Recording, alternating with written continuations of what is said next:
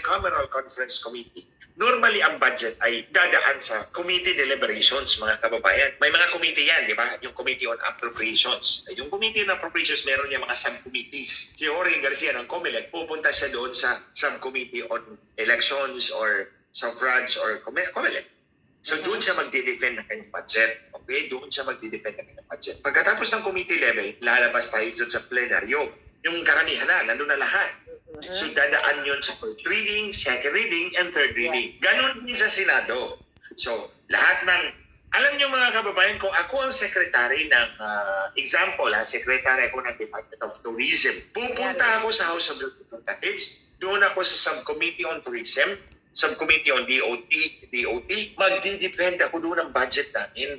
Hindi-depensa ko yan sa committee level. Then pagkatapos dadaan ng first reading, second reading, third reading sa plenaryo.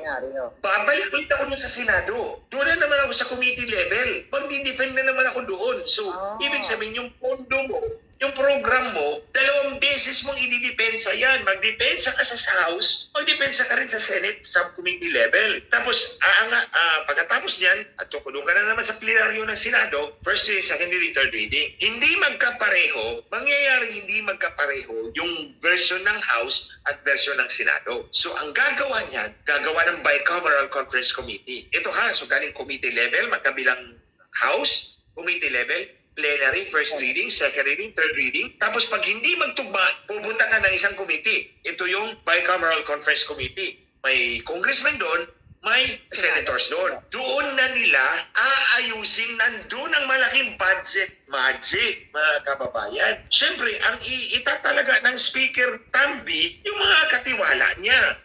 So sa Senado doon, ang ginagawa nila, ito dito sa panahon ni Marcos Jr. For example, ang budget ay 4.3 trillion. Tatanggalan nila yan ng mga programs na tatanggalin nila. Sa Bicameral Conference Committee to select group lang ng Senado at Congressman. Tatanggalin nila yung mga ibang programa, lilipat nila.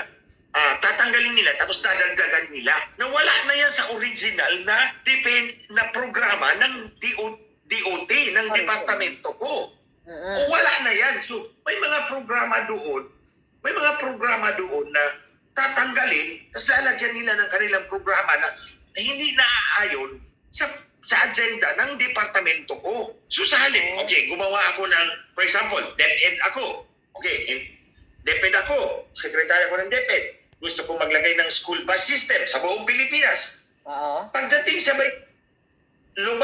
lumusot na ako sa committee level sa House, lumusot na ako sa committee level sa Senate, pagdating sa Bicameral Conference Committee, pwede nilang tanggalin yun. Papalitan nila ng iba. So, ang ginagawa nila, tatanggalin nila, ililipat nila sa program funds. Tapos maglalagay sila ng mga projects doon sa program funds. So, kaya lumulobo yung unprogram funds. So, ito, anong ibig sabihin ng program funds? Anong program funds?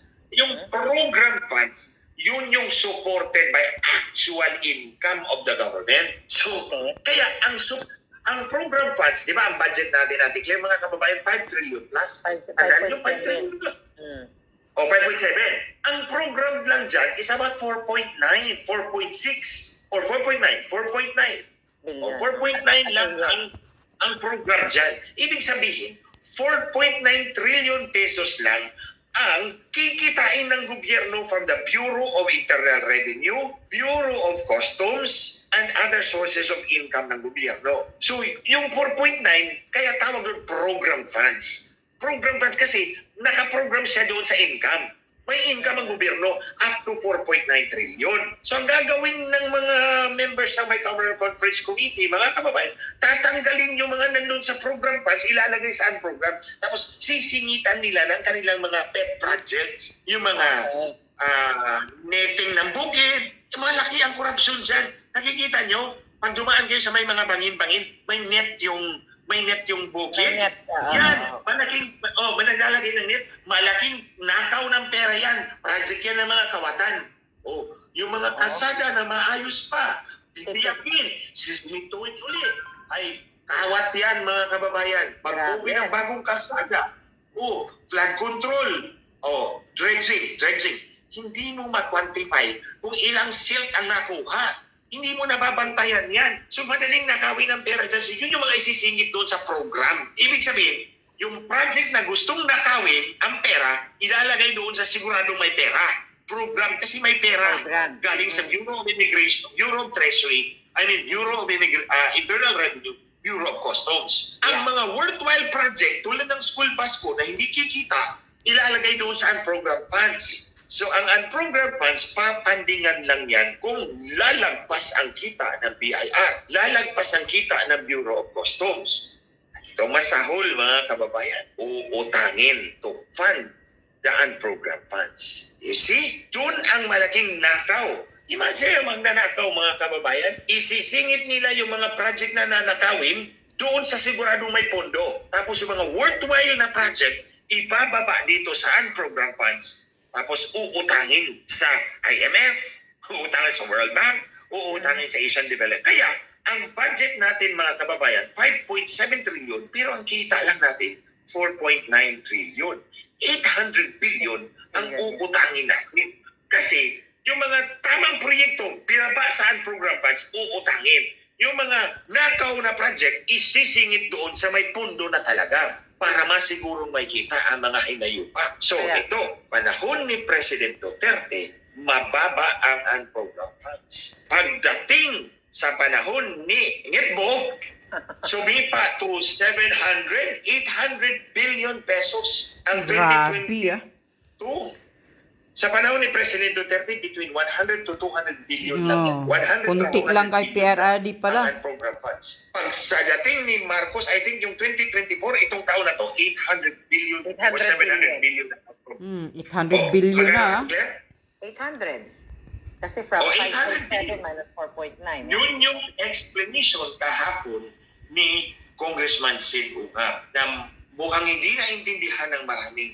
I hope naintindihan ng ating mga kababayan ngayon. Ulitin ko, ang budget ng gobyerno, ang totoong perang nalilikom sa inyo, sa ating lahat, 4.9 trillion lang, example. Tapos, yung 4.9 trillion, siguradong may pundo yan. Ang gagawin ng Bicameral Conference Committee, pagtatanggalin yung mga proyektong may epekto sa tao, ilalagay sa unprogrammed funds. Tapos sisingitan nila ng mga project na nanakawin yung pera para siguradong may pondo. Tapos yung unprogrammed funds, uutangin. So in effect, kawawa ang taong bayan. Yung project na napapakinabangan natin, inutang na natin yun. Nagbayad na tayo ng interest. Samantal, yung project na walang kwenta, mga nakaw na project, ninakaw na yung mga opisyal ng gobyernong ito. And you see, 800 billion pesos. Ang laki. The highest so far.